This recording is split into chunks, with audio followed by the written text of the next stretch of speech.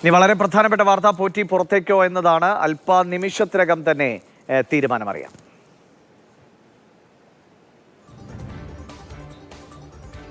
ആനന്ദർശം വിവരങ്ങളുമായി ചേരുന്നുണ്ട് തിരുവനന്തപുരത്ത് നിന്ന്. അനന്തൻ, വളരെ കുറച്ച് മിനിറ്റുകൾ കൂടി കാത്തിരുന്നാൽ മതി. കഴിഞ്ഞ 2 ദിവസങ്ങളിൽ വിശദമായ വാദം കേൾക്കലുണ്ടായിരുന്നു. ഇന്നത്തേക്ക് മാറ്റിവെക്കുകയായിരുന്നു തീരുമാനം പറയാനായി കോടതി.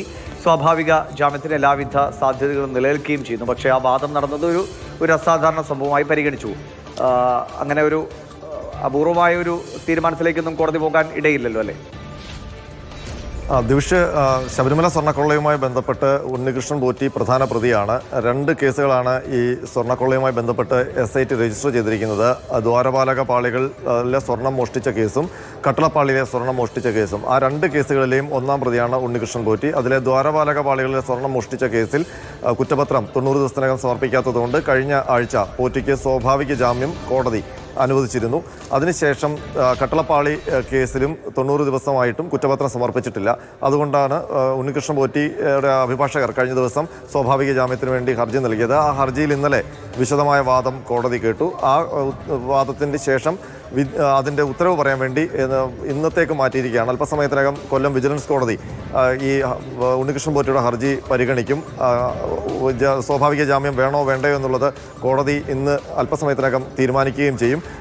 ആദ്യത്തെ കേസുകളിൽ തന്നെ ഈ ഹർജി പരിഗണിക്കുമെന്നാണ് നമുക്ക് കൊല്ലത്ത് നിന്ന് അറിയാൻ കഴിയുന്നത്. ഏതായാലും ഇന്നലെ വിശദമായ വാദമാണ് ഈ ഹർജിയുമായി ബന്ധപ്പെട്ട് കോടതി കേട്ടത്.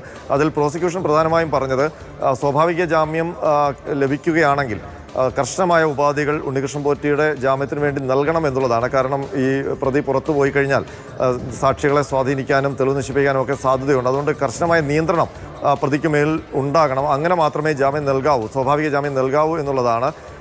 അതേസമയം പ്രതിഭാഗത്തിൻ്റെ വാദം സ്വാഭാവിക ജാമ്യം കിട്ടാൻ മറ്റ് കേസുകളിലെ പോലെ മറ്റ് പ്രതികൾക്കും ലഭിച്ചതുപോലെ തന്നെയുള്ള അവകാശം ഉണ്ണികൃഷ്ണൻ പോറ്റിക്കും ഉണ്ട് എന്നുള്ളതാണ്. ഏതായാലും ഉണ്ണികൃഷ്ണൻ പോറ്റിക്ക് സ്വാഭാവിക ജാമ്യം കിട്ടും എന്ന് ഏതാണ്ട് ഉറപ്പാണ്. അപ്പോൾ എന്തൊക്കെയാണ് കോടതി മുന്നോട്ട് വെക്കാൻ പോകുന്ന ഉപാധികൾ എന്നുള്ളതാണ് ഇതിനകത്തെ ഏറ്റവും പ്രധാനമായിട്ടുള്ളത്. മാത്രമല്ല ഈ കുറ്റപത്രം ഇനിയും വൈകും എന്നുള്ള കാര്യം വ്യക്തമാണ്.